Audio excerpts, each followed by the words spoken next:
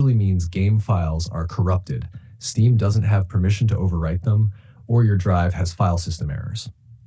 Here's how to fix it, step by step. Content file locked on Steam. 1. Run Steam as administrator, close Steam completely. Right-click Steam shortcut, run as administrator. Retry the update. Version 2. Verify game files. Steam, library, right-click Helldivers 2, properties, installed files, verify integrity of game files. This will recheck and repair broken, corrupted files. NAR 3, repair library folder, Steam, settings, storage. Select the drive where Helldivers 2 is installed, repair folder.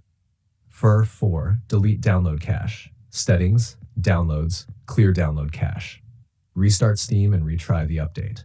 5, check hard drive for errors. Open command prompt admin, run. You can see the code in our conversation history. Replace C with the drive where the game is installed. Restart PC if it finds and fixes errors.